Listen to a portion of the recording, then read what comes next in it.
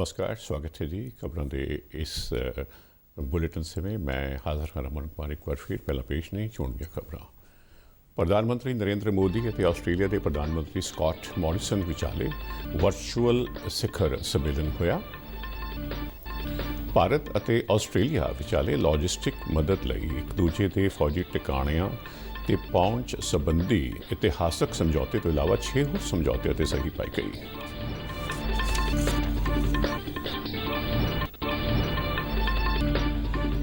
ਉੱਘੇ ਫਿਲਮਕਾਰ ਬਾਸੂ ਚੈਟਰਜੀ ਦਾ ਦੇਹਾਂਤ।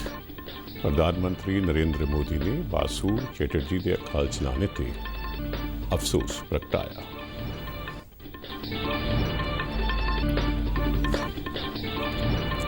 ਭਾਰਤ ਵਿੱਚ ਕੋਰੋਨਾ ਵਾਇਰਸ ਦੀ ਪੁਸ਼ਟੀ ਵਾਲੇ ਮਾਮਲੇ ਦੀ ਗਿਣਤੀ 2,17,000 ਦੇ ਕਰੀਬ 1,04,106 ਮਰੀਜ਼ ਸਿਹਤਯਾਬ ਹੋਏ। 6,075 ਲੋਕਾਂ ਦੀ ਹੁਣ ਤੱਕ ਹੋਈ ਮੌਤ।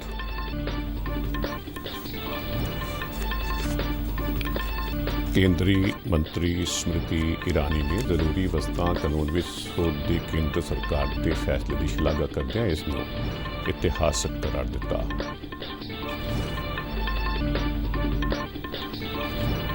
ਪੰਜਾਬ ਦੇ ਕਿਸਾਨਾਂ ਵੱਲੋਂ ਵੀ ਕੇਂਦਰ ਦੇ ਕਿਸਾਨ ਪੱਖੀ ਫੈਸਲਿਆਂ ਦਾ ਸਵਾਗਤ।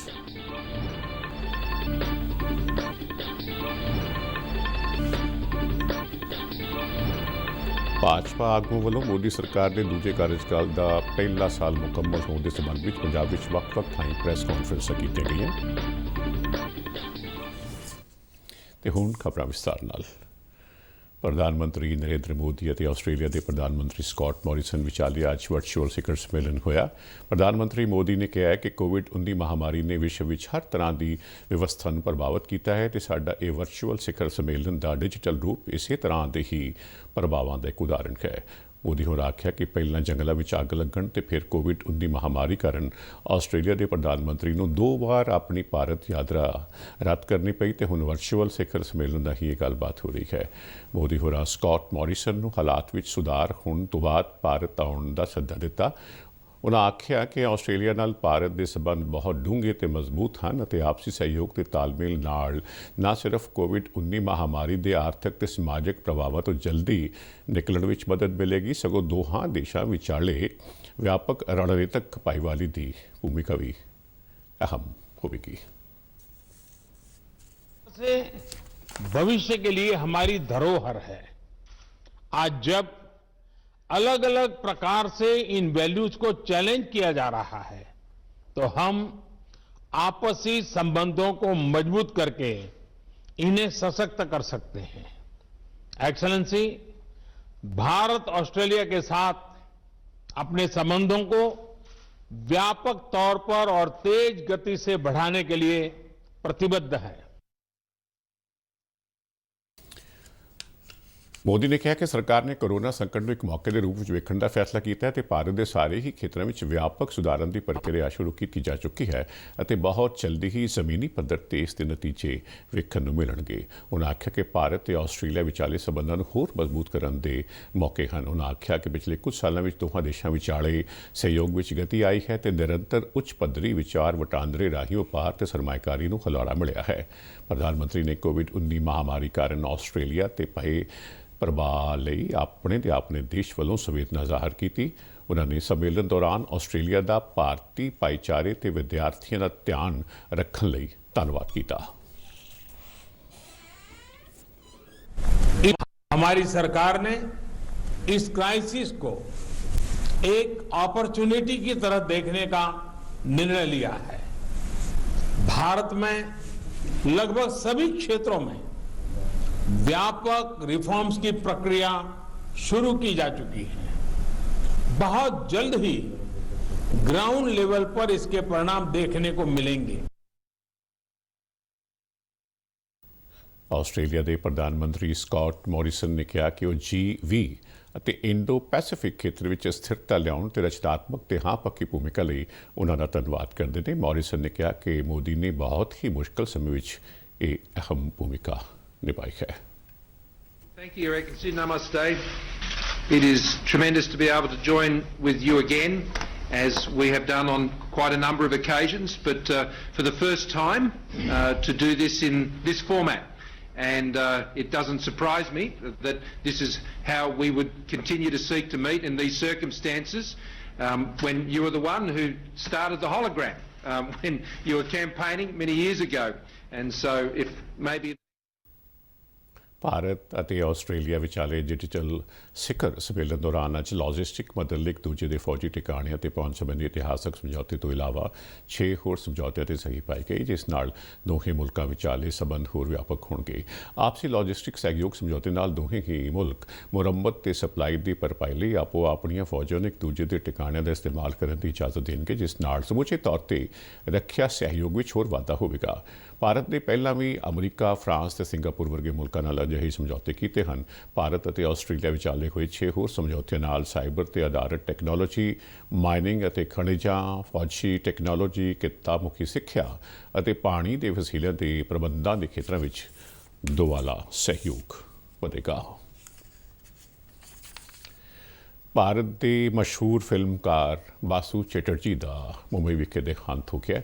ਉਹ 93 ਵਰ੍ਹਿਆਂ ਦੇ ਸਨ। ਬਾਸੂ ਚੈਟਰਜੀ ਨੂੰ ਹਾਸਿਆਂ ਦਾ ਬਾਦਸ਼ਾਹ ਆਖਿਆ ਜਾਂਦਾ ਸੀ, ਜਿਨ੍ਹਾਂ ਨੇ ਆਪਣੀਆਂ ਫਿਲਮਾਂ ਰਾਹੀਂ ਅਨੇਕ ਸਮਾਜਿਕ ਤੇ ਨੈਤਿਕ ਮੁੱਦਿਆਂ ਨੂੰ ਉਭਾਰਿਆ। ਭਾਰਤੀ ਫਿਲਮ ਅਤੇ ਟੈਲੀਵਿਜ਼ਨ ਨਿਰਦੇਸ਼ਕਾਂ ਦੀ ਐਸੋਸੀਏਸ਼ਨ ਦੇ ਪ੍ਰਧਾਨ ਅਸ਼ੋਕ ਪੰਡਿਤ ਨੇ ਅੱਜ ਟਵੀਟ ਰਾਹੀਂ ਬਾਸੂ ਚੈਟਰਜੀ ਦੇ ਅਕਾਲ ਚਲਾਣੇ ਬਾਰੇ ਸੂਚਨਾ ਦਿੱਤੀ। ਬਾਸੂ ਚੈਟਰਜੀ ਨੇ ਛੋਟੀ ਸੀ ਬਾਤ, ਰਜਨੀਗੰਧਾ, ਚਿਤਚੋਰ ਅਤੇ ਚਮੇਲੀ ਕੀ ਸ਼ਾਦੀ ਵਰਗੀਆਂ ਹਿੱਟ ਫਿਲਮਾਂ ਦਿੱਤੀਆਂ। ਚਮੇਲੀ ਕੀ ਸ਼ਾਦੀ ਫਿਲਮ ਉਹਨਾਂ ਦੀ ਵਪਾਰਕ ਤੌਰ ਤੇ ਸਫਲ ਆਖਰੀ ਫਿਲਮ ਸੀ। ਪੱਛਮ ਬੰਗਾਲ ਦੀ ਮੁੱਖ ਮੰਤਰੀ ਮਮਤਾ ਬੈਨਰਜੀ ਨੇ ਟਵੀਟ ਰਾਹੀਂ ਬਾਸੂ ਚੈਟਰਜੀ ਦੇ ਦੇਹਾਂਤ ਤੇ ਅਫਸੋਸ ਪ੍ਰਗਟ ਕੀਤਾ ਹੈ। ਪ੍ਰਧਾਨ ਮੰਤਰੀ ਨਰਿੰਦਰ ਮੋਦੀ ਨੇ ਵੀ ਫਿਲਮ ਨਿਰਮਾਤਾ ਬਾਸੂ ਚੈਟਰਜੀ ਦੇ ਅਕਾਲ ਚਲਾਣੇ ਤੇ ਅਫਸੋਸ ਪ੍ਰਗਟ ਕੀਤਾ ਹੈ। ਆਪਣੇ ਸੁਨੇਹੇ ਵਿੱਚ ਉਹਨਾਂ ਆਖਿਆ ਕਿ ਉਹਨਾਂ ਨੂੰ ਬਾਸੂ ਚੈਟਰਜੀ ਦੇ ਚਲੇ ਜਾਣ ਦਾ ਬੜਾ ਦੁੱਖ ਹੈ। ਉਹਨਾਂ ਆਖਿਆ ਕਿ ਬਾਸੂ ਚੈਟਰਜੀ ਦੀਆਂ ਫਿਲਮਾਂ ਬਹੁਤ ਹੀ ਸ਼ਾਨਦਾਰ ਤੇ ਸੰਵੇਦਨਸ਼ੀਲ ਸਨ, ਜਿਨ੍ਹਾਂ ਨੇ ਲੋਕਾਂ ਦੇ ਦਿਲਾਂ ਨੂੰ ਛੂਹਿਆ। ਉਹਨਾਂ ਆਖਿਆ ਕਿ ਬਾਸੂ ਚੈਟਰਜੀ ਦੀਆਂ ਫਿਲਮਾਂ ਸਰਲ ਤੇ ਜਟਿਲ ਭਾਵਨਾਵਾਂ ਦੇ ਨਾਲ-ਨਾਲ ਲੋਕਾਂ ਦੇ ਸੰਘਰਸ਼ 'ਚ ਵੀ ਦਾਸਤਾਨ ਬਿਆਨ ਕਰਦੀਆਂ ਸਨ। ਪ੍ਰਧਾਨ ਮੰਤਰੀ ਨੇ ਬਾਸੂ ਚੈਟਰਜੀ ਦੇ ਪਰਿਵਾਰ ਤੇ ਅਣਗਿਣਤ ਪ੍ਰਸ਼ੰਸਕਾਂ ਨਾਲ ਦੁੱਖ ਸਾਂਝਾ ਕੀਤਾ ਹੈ। ਭਾਰਤ ਵਿੱਚ ਕੋਰੋਨਾ ਵਾਇਰਸ ਦੀ ਪੁਸ਼ਟੀ ਵਾਲੇ ਮਰੀਜ਼ਾਂ ਦੀ ਗਿਣਤੀ ਵਿੱਚ ਲਗਾਤਾਰ ਵਾਧਾ ਹੋ ਰਿਹਾ ਹੈ। ਪਿਛਲੇ 24 ਘੰਟੇ ਦੌਰਾਨ 9,304 ਨਵੇਂ ਮਾਮਲੇ ਸਾਹਮਣੇ ਆਏ ਹਨ। ਕੇਂਦਰੀ ਸਿਹਤ ਮੰਤਰਾਲੇ ਅਨੁਸਾਰ ਭਾਰਤ ਵਿੱਚ ਹੁਣ ਤੱਕ ਕੋਰੋਨਾ ਵਾਇਰਸ ਦੀ ਪੁਸ਼ਟੀ ਵਾਲੇ ਮਰੀਜ਼ਾਂ ਦੀ ਕੁੱਲ ਗਿਣਤੀ 2,16,919 ਤੱਕ ਪਹੁੰਚ ਗਈ ਹੈ। ਇਸ ਮਹਾਮਾਰੀ ਕਾਰਨ ਹੁਣ ਤੱਕ ਦੇਸ਼ ਵਿੱਚ 6,075 ਕੋਰੋਨਾ ਮਰੀਜ਼ਾਂ ਦੀ ਮੌਤ ਹੋਈ ਹੈ। ਹੁਣ ਤੱਕ 1,04,106 ਕੋਰੋਨਾ ਮਰੀਜ਼ ਸਿਹਤਯਾਬ ਵੀ ਹੋਏ ਨੇ ਅਤੇ ਠੀਕ ਹੋਣ ਦੀ ਦਰ 47.99% ਤੇ ਪਹੁੰਚ ਗਈ ਹੈ। ਮਹਾਰਾਸ਼ਟਰ ਵਿੱਚ ਕੋਰੋਨਾ ਦੀ ਪੁਸ਼ਟੀ ਵਾਲੇ ਮਰੀਜ਼ਾਂ ਦੀ ਗਿਣਤੀ 74,807 ਹੋ ਗਈ ਹੈ, ਜਿਨ੍ਹਾਂ ਵਿੱਚੋਂ 32,329 ਸਿਹਤਯਾਬ ਹੋਏ ਨੇ। 2,527 ਵਿਅਕਤੀਆਂ ਦੀ ਮੌਤ ਹੋਈ ਹੈ। ਉਧਰ ਗੁਜਰਾਤ ਵਿੱਚ ਪੁਸ਼ਟੀ ਵਾਲੇ ਮਰੀਜ਼ਾਂ ਦੀ ਗਿਣਤੀ 18,117 ਤੱਕ ਪਹੁੰਚ ਗਈ ਹੈ ਅਤੇ 1,122 ਵਿਅਕਤੀਆਂ ਦੀ ਮੌਤ ਹੋਈ ਹੈ। ਦਿੱਲੀ ਵਿੱਚ ਕੋਰੋਨਾ ਵਾਇਰਸ ਦੀ ਪੁਸ਼ਟੀ ਵਾਲੇ ਮਰੀਜ਼ਾਂ ਦੀ ਗਿਣਤੀ 23,645 ਹੋ ਗਈ ਹੈ, ਜਦਕਿ 9,542 ਵਿਅਕਤੀ ਸਿਹਤਯਾਬ ਵੀ ਹੋਏ ਨੇ ਤੇ 615 ਮੌਤਾਂ ਵੀ ਹੋਈਆਂ ਹਨ। ਇਧਰ ਪੰਜਾਬ ਵਿੱਚ ਪਿਛਲੇ ਕੁਝ ਦਿਨਾਂ ਤੋਂ ਜ਼ਿਆਦਾ ਗਿਣਤੀ ਵਿੱਚ ਵੱਖ-ਵੱਖ ਜ਼ਿਲ੍ਹਿਆਂ ਵਿੱਚ ਕੋਰੋਨਾ ਵਾਇਰਸ ਦੇ ਨਵੇਂ ਮਾਮਲੇ ਸਾਹਮਣੇ ਆ ਰਹੇ ਹਨ। ਪੰਜਾਬ ਵਿੱਚ ਹੁਣ ਤੱਕ ਕੋਰੋਨਾ ਵਾਇਰਸ ਦੀ ਪੁਸ਼ਟੀ ਵਾਲੇ 2,376 ਕੇਸ ਪਾਏ ਗਏ, ਜਿਨ੍ਹਾਂ ਵਿੱਚੋਂ 2,029 ਸਿਹਤਯਾਬ ਹੋਏ ਅਤੇ 47 ਵਿਅਕਤੀਆਂ ਦੀ ਇਸ ਮਹਾਮਾਰੀ ਕਾਰਨ ਮੌਤ ਹੋਈ ਹੈ। ਕੇਂਦਰੀ ਮੰਤਰੀ ਸਮ੍ਰਿਤੀ ਇਰਾਨੀ ਨੇ ਕੱਲ੍ਹ ਕੈਬਨਿਟ ਮੀਟਿੰਗ ਦੌਰਾਨ ਲਏ ਗਏ ਇੱਕ ਕਿਸਾਨ ਪੱਖੀ ਫੈਸਲੇ ਦਾ ਸਵਾਗਤ ਕੀਤਾ ਹੈ। ਉਹਨਾਂ ਇੱਕ ਇੰਟਰਵਿਊ ਵਿੱਚ ਕਿਹਾ ਹੈ ਕਿ ਮੋਦੀ ਸਰਕਾਰ ਵੱਲੋਂ ਪਹਿਲਾਂ ਇੱਕ ਦੇਸ਼ ਇੱਕ ਟੈਕਸ, ਇੱਕ ਦੇਸ਼ ਇੱਕ ਰਾਸ਼ਨ ਕਾਰਡ ਤੇ ਹੁਣ ਇੱਕ ਦੇਸ਼ ਇੱਕ ਮਾਰਕੀਟ ਦਾ ਲਿਆ ਗਿਆ ਫੈਸਲਾ ਇਤਿਹਾਸਕ ਤੇ ਪਰਿਵਰਤਨਕਾਰੀ ਹੈ, ਜਿਸ ਨਾਲ ਕਿਸਾਨਾਂ ਦੀ ਆਮਦਨ ਵਿੱਚ ਵਾਧਾ ਹੋਵੇਗਾ।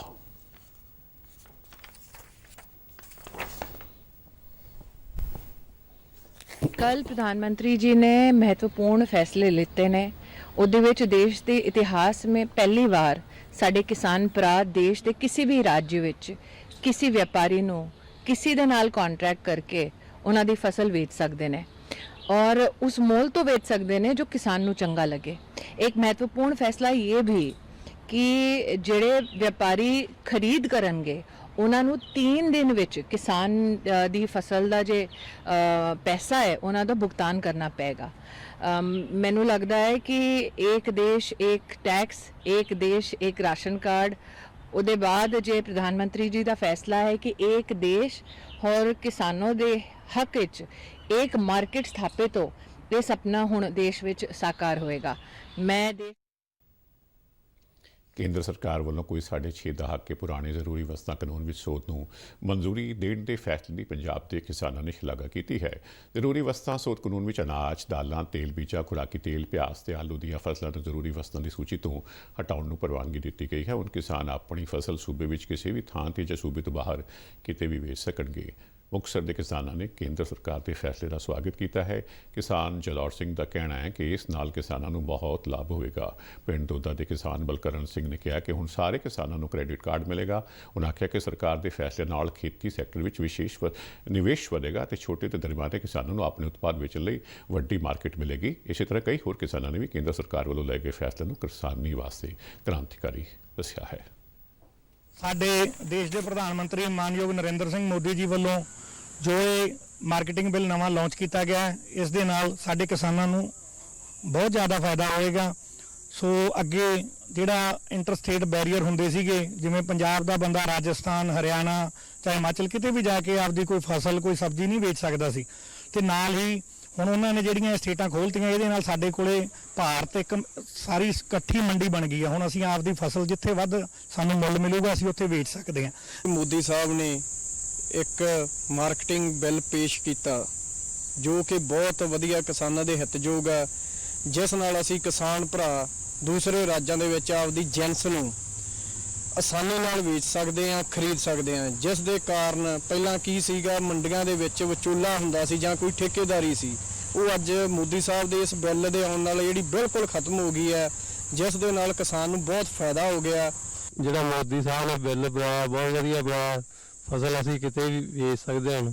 ਜੋ ਦੂਜੇ ਰਾਜਾਂ ਵਿੱਚ ਜਾਂਦੇ ਸਾਂ ਸਾਨੂੰ ਟੈਕਸ ਪੈਂਦਾ ਸੀ, ਹੁਣ ਟੈਕਸ ਨਹੀਂ ਪਊਗਾ, ਸਾਨੂੰ ਬਹੁਤ ਫਾਇਦਾ ਹੋਊਗਾ। ਮਾਨਯੋਗ ਪ੍ਰਧਾਨ ਮੰਤਰੀ ਨਰਿੰਦਰ ਮੋਦੀ ਜੀ ਨੇ ਜਿਹੜਾ ਕਿਸਾਨਾਂ ਦੀ ਮਾਰਕੀਟਿੰਗ ਵਾਸਤੇ ਜਿਹੜਾ ਨਵਾਂ ਸ਼ੋਧ ਬਿੱਲ ਪਾਸ ਕੀਤਾ, ਉਹਦੇ ਸੰਬੰਧ ਦੇ ਵਿੱਚ ਮੈਂ ਕਹਿਣਾ ਚਾਹੁੰਦਾ ਕਿ ਇਹਦੇ ਨਾਲ ਕਿਸਾਨਾਂ ਨੂੰ ਬਹੁਤ ਜ਼ਿਆਦਾ ਫਾਇਦਾ ਹੋਊਗਾ, ਕਿਉਂਕਿ ਜਿਹੜੇ ਕਿਸਾਨ ਪਹਿਲਾਂ ਦੂਸਰੇ ਜਿਹੜੇ ਆਪਣੀਆਂ ਸਟੇਟਾਂ ਹੈਗੀਆਂ ਜਾਂ ਦੇਸ਼ ਦੇ ਵਿੱਚ ਦੂਸਰੀਆਂ ਮੰਡੀਆਂ ਹੈਗੀਆਂ ਉੱਥੇ ਕਿਤੇ ਬਾਹਰ ਆਪਣਾ ਅਨਾਜ ਨਹੀਂ ਲੈ ਜਾ ਸਕਦੇ ਸੀਗੇ। ਹੁਣ ਉਹਨਾਂ ਨੂੰ ਜਿੱਥੇ ਵੀ ਪੂਰੇ ਦੇਸ਼ ਦੇ ਵਿੱਚ ਜਿੱਥੇ ਕੋਈ ਕਿਤੇ ਰੇਟ ਜਿਹੜੀ ਆਪਣੀ ਜਿਣਸ ਆ ਉਹਦਾ ਰੇਟ ਜ਼ਿਆਦਾ ਮਿਲੂਗਾ, ਉਹ ਉੱਥੇ ਜਾ ਕੇ ਵੇਚ ਸਕਦੇ ਆ। ਜਲੰਧਰ ਜ਼ਿਲ੍ਹੇ ਦੇ ਕਿਸਾਨਾਂ ਨੇ ਵੀ ਕਿਸਾਨੀ ਸੰਬੰਧੀ ਕੇਂਦਰ ਸਰਕਾਰ ਦੇ ਫੈਸਲੇ ਦੀ ਸ਼ਲਾਘਾ ਕੀਤੀ ਹੈ। ਜਲੰਧਰ ਨੇੜਲੇ ਪਿੰਡ ਨਾਲਾ ਦੇ ਕਿਸਾਨਾਂ ਮਹਿੰਦਰ ਸਿੰਘ, ਸਤਪਾਲ ਸਿੰਘ ਅਤੇ ਵਿਦਿਆਨੰਦ ਨੇ ਕਿਹਾ ਕਿ ਇਹਨਾਂ ਫੈਸਲੇ ਨਾਲ ਯਕੀਨੀ ਤੌਰ ਤੇ ਕਿਸਾਨਾਂ ਦੀ ਆਮਦਨ ਵਿੱਚ ਵਾਧਾ ਹੋਵੇਗਾ ਤੇ ਕਿਸਾਨਾਂ ਦੀ ਆਰਥਿਕ ਹਾਲਤ ਸੁਧਰੇਗੀ। ਆਂਦਾ ਹੈਗਾ ਕਿ ਕਿਸਾਨ ਆਪਣੀ ਫਸਲ ਜਿਹੜੀ ਕਿਸੇ ਵੀ ਦੂਸਰੀ ਸਟੇਟ ਦੇ ਵਿੱਚ ਜਾਂ ਫੋਰਨ ਦੇ ਵਿੱਚ ਉਹ ਵੇਚ ਸਕਦਾ ਆਪਣੀ। ਇਹ ਬਹੁਤ ਵਧੀਆ ਉਹਦਾ ਤੇ ਮਤਲਬ ਕਿ ਨੀਤੀ ਹੈਗੀ ਆ ਕਿ ਇਹ ਤੇ ਬੈਨ ਨਹੀਂਗਾ ਕਿਸੇ ਤਰ੍ਹਾਂ ਦਾ ਵੀ ਆਪਣੀ ਫਸਲ ਵੇਚਣ ਤੇ। ਬਹੁਤ ਪੋਜ਼ਿਟਿਵ ਇਹ ਗੱਲ ਹੈਗੀ ਆ ਸਰਕਾਰ ਦੀ। ਮੈਂ ਇਹਦਾ ਬਹੁਤ ਸਰਕਾਰ ਦਾ ਧੰਨਵਾਦ ਕਰਦਾ ਤਾਂ ਕਿ ਕਿਸਾਨਾਂ ਦਾ ਜਿਹੜਾ ਜੀਵਨ ਪੱਧਰ ਆ ਉਹ ਉੱਚਾ ਉੱਠ ਸਕੇ। ਇਹ ਬਹੁਤ ਅੱਛਾ ਸਰਕਾਰ ਨੇ ਜਿਹੜਾ ਫੈਸਲਾ ਲਿਆ, ਬਹੁਤ ਵਧੀਆ ਲਿਆ ਹੈ। ਆਗਾਮੀ ਚਾਹੁੰਦੇ ਕਿ ਅੱਜ ਅਸੀਂ ਹੋਰ ਮਤਲਬ ਸਰਕਾਰ ਫੈਸਲੇ ਲੈਣ ਸਾਡੇ ਵਾਸਤੇ, ਚਲੋ ਵਧੀਆ ਹੋਊਗਾ ਜੀ। ਜਿਹੜੀ ਪਾਲਿਸੀ ਕੇਂਦਰ ਸਰਕਾਰ ਦੀ ਆ ਬਹੁਤ ਵਧੀਆ ਆ, ਕਿਸਾਨਾਂ ਦੇ ਹਿੱਤ ਵਿੱਚ ਆ, ਬਹੁਤ ਵਧੀਆ ਲੱਗਦੀ ਹੈ ਇਹ। ਬਾਕੀ ਹਰ ਇੱਕ ਕਿਸਾਨ ਨੂੰ ਪੂਰੀ ਸਹੂਲਤ ਮਿਲ ਰਹੀ ਆ। ਕੇਂਦਰ ਸਰਕਾਰ ਪੂਰੀ ਸਹੂਲਤ ਦੇਵੇ। ਹਰ ਇੱਕ ਚੀਜ਼ ਦਾ ਜਿਹੜਾ ਮੁੱਲ ਆ, ਜੋ ਦਾਲਾਂ ਦਾ ਆ ਜਾਂ ਆਲੂ ਦਾ ਆ, ਕਿਸੇ ਵੀ ਚੀਜ਼ ਦਾ ਮੁੱਲ ਹੈਗਾ ਉਹ ਪੂਰਾ ਦਿੱਤਾ ਜਾਵੇ। ਜਿੱਥੇ ਵੀ ਅਸੀਂ ਵੇਚਣੀ ਚਾਹੀਏ ਸਾਨੂੰ ਉੱਥੇ ਜਾ ਕੇ ਮਿਲੇ। ਰਿਟਰਨ ਇਹਦਾ ਪੱਕਾ ਮੁੱਲ ਹੋਣਾ ਚਾਹੀਦਾ ਵੀ ਆਹ ਜਿਹੜੀ ਆ ਜ਼ਿਮੀਂਦਾਰ ਤੋਂ ਅਸੀਂ ਇਸ ਰੇਟ ਦੇ ਉੱਤੇ ਖਰੀਦਾਂਗੇ, ਜ਼ਿਮੀਂਦਾਰ ਸਾਨੂੰ ਜਿੱਥੇ ਵੀ ਕਨਫਰਮ ਕਰੂਗਾ ਅਸੀਂ ਉੱਥੇ ਜਾ ਕੇ ਲੈਣ ਨੂੰ ਤਿਆਰ ਹੈਗੇ ਹਾਂ। ਕੇਂਦਰ ਵਿੱਚ ਪ੍ਰਧਾਨ ਮੰਤਰੀ ਨਰਿੰਦਰ ਮੋਦੀ ਦੀ ਅਗਵਾਈ ਵਾਲੀ ਸਰਕਾਰ ਦੇ ਦੂਜੇ ਕਾਰਜਕਾਲ ਦਾ ਪਹਿਲਾ ਸਾਲ ਪੂਰਾ ਹੋਣ ਤੇ ਦੇਸ਼ ਭਰ ਵਿੱਚ ਭਾਜਪਾ ਤੇ ਵੱਡੇ ਆਗੂਆਂ ਵੱਲੋਂ ਲੋਕਾਂ ਨੂੰ ਸਾਲ ਦੀਆਂ ਪ੍ਰਾਪਤੀਆਂ ਬਾਰੇ ਦੱਸਿਆ ਜਾ ਰਿਹਾ ਹੈ। ਇਸੇ ਕੜੀ ਤਹਿਤ ਅੱਜ ਭਾਜਪਾ ਪੰਜਾਬ ਵੱਲੋਂ ਬਠਿੰਡਾ ਵਿੱਚ ਇੱਕ ਪ੍ਰੋਗਰੈਸ ਕਾਨਫਰੰਸ ਕੀਤੀ ਗਈ। ਪਾਰਟੀ ਦੇ ਸੀਨੀਅਰ ਆਗੂ ਤੇ ਸਾਬਕਾ ਮੰਤਰੀ ਮਨੋਰੰਜਨ ਕਾਲੀਆ ਨੇ ਪ੍ਰੈਸ ਕਾਨਫਰੰਸ ਦੌਰਾਨ ਕਿਹਾ ਕਿ ਪ੍ਰਧਾਨ ਮੰਤਰੀ ਨਰਿੰਦਰ ਮੋਦੀ ਛੇਤੀ ਹੀ ਅਤੇ ਸਖਤ ਫੈਸਲੇ ਲੈਣ ਦੀ ਤਾਕਤ ਰੱਖਦੇ ਹਨ ਤੇ ਉਹਨਾਂ ਦੇ ਫੈਸਲਿਆਂ ਦੀ ਪੂਰਾ ਵਿਸ਼ਵ ਸ਼ਲਾਘਾ ਕਰਦਾ ਹੈ। ਕਾਲੀਆ ਨੇ ਕਿਹਾ ਕਿ ਪ੍ਰਧਾਨ ਮੰਤਰੀ ਨੇ ਜਿੱਥੇ ਦੇਸ਼ ਦੀ ਏਕਤਾ ਤੇ ਅਖੰਡਤਾ, ਸੰਸਕ੍ਰਿਤੀ ਅਤੇ ਭੂਗੋਲਿਕ ਰੂਪ ਵਿੱਚ ਦੇਸ਼ ਨੂੰ ਮਜ਼ਬੂਤੀ ਪ੍ਰਦਾਨ ਕੀਤੀ ਹੈ, ਉੱਥੇ ਦੇਸ਼ ਦੀ ਸੁਰੱਖਿਆ ਨੂੰ ਅੰਦਰੂਨੀ ਤੇ ਬਾਹਰੀ ਦੋਹਾਂ ਪਾਸਿਓਂ ਮਜ਼ਬੂਤ ਕੀਤਾ ਹੈ। ਉਨ੍ਹਾਂ ਆਖਿਆ ਕਿ ਜੰਮੂ ਕਸ਼ਮੀਰ 'ਚੋਂ ਧਾਰਾ 370 ਤੇ 35A ਖਤਮ ਕਰਕੇ ਮੋਦੀ ਹੋਰਾਂ ਇਤਿਹਾਸ ਰਚਿਆ ਹੈ। ਇਸ ਤੋਂ ਇਲਾਵਾ ਅਯੋਧਿਆ ਵਿੱਚ ਰਾਮ ਮੰਦਰ ਦੀ ਸ਼ੁਰੂਆਤ, ਕਰਤਾਰਪੁਰ ਸਾਹਿਬ ਲਾਂਘੇ ਦਾ ਖੋਲ੍ਹਿਆ ਜਾਣਾ ਆਦਿਕ ਸੱਭਿਆਚਾਰਕ ਏਕਤਾ ਨੂੰ ਮਜ਼ਬੂਤ ਕਰਨ ਵਾਲੇ ਕਦਮ ਹਨ। ਉਨ੍ਹਾਂ ਕਿਹਾ ਕਿ ਕੋਵਿਡ-19 ਨੂੰ ਕੰਟਰੋਲ ਕਰਨ ਲਈ ਸਰਕਾਰ ਵੱਲੋਂ ਲਏ ਗਏ ਫੈਸਲਿਆਂ ਦੇ ਵੀ ਉਚੇਚੇ ਤੌਰ ਤੇ ਜ਼ਿਕਰ ਕਰਨਾ ਬਣਦਾ ਹੈ। ਇਸ ਤੋਂ ਇਲਾਵਾ ਦੇਸ਼ ਵਿਆਪੀ ਲਾਕਡਾਊਨ ਕਾਰਨ ਬੁਰੀ ਤਰ੍ਹਾਂ ਪ੍ਰਭਾਵਿਤ ਹੋਈ ਅਰਥ ਵਿਵਸਥਾ ਨੂੰ ਸਰਕਾਰ ਨੇ ਆਤਮ ਨਿਰਭਰ ਭਾਰਤ ਪ੍ਰੋਗਰਾਮ ਤਹਿਤ ਆਰਥਿਕ ਪੈਕੇਜ ਦੇ ਕੇ ਮਜ਼ਬੂਤ ਕੀਤਾ ਹੈ। ਭਾਰਤੀ ਜਨਤਾ ਪਾਰਟੀ ਦੇ ਕੌਮੀ ਸਕੱਤਰ ਤਰੁਣ ਚੁੱਘ ਨੇ ਜਲੰਧਰ ਵਿੱਚ ਕੀਤੀ ਗਈ ਇੱਕ ਪ੍ਰੈਸ ਕਾਨਫਰੰਸ ਦੌਰਾਨ ਕਿਹਾ ਹੈ ਕਿ ਮੋਦੀ ਸਰਕਾਰ ਦੇ ਦੂਜੇ ਕਾਰਜਕਾਲ ਦੇ ਪਹਿਲੇ ਸਾਲ ਦੌਰਾਨ ਦਹਾਕਿਆਂ ਤੋਂ ਲਟਕ ਰਹੀਆਂ ਸਮੱਸਿਆਵਾਂ ਦਾ ਹੱਲ ਕੀਤਾ ਗਿਆ ਜੋ ਦੇਸ਼ ਦੇ ਗੌਰਵਮਈ ਇਤਿਹਾਸ ਵਿੱਚ ਨਸੂਰ ਬਣੀਆਂ ਹੋਈਆਂ ਸਨ। ਉਨ੍ਹਾਂ ਆਖਿਆ ਕਿ ਨਰਿੰਦਰ ਮੋਦੀ ਦੀ ਅਗਵਾਈ ਵਿੱਚ ਸਵੈਮਾਨ ਨਾਲ ਭਾਰਤ ਦਾ ਅਕਸ ਪੂਰੇ ਵਿਸ਼ਵ ਵਿੱਚ ਵੱਖਰਾ ਨਜ਼ਰ ਆ ਰਿਹਾ ਹੈ। ਉਨ੍ਹਾਂ ਆਖਿਆ ਹੈ ਕਿ ਮੋਦੀ ਸਰਕਾਰ ਨੇ 70 ਸਾਲਾਂ ਤੋਂ ਚੱਲੀਆਂ ਆ ਰਹੀਆਂ ਇਤਿਹਾਸਕ ਗਲਤੀਆਂ ਨੂੰ ਸੁਧਾਰਿਆ ਹੈ। ਸੋ ਜੀ ਇਸ ਬੁਲੇਟਿਨ ਦੀਆਂ ਖਬਰਾਂ ਹੁਣ ਇਜਾਜ਼ਤ ਚਾਹਾਂਗੇ। ਨਮਸਕਾਰ।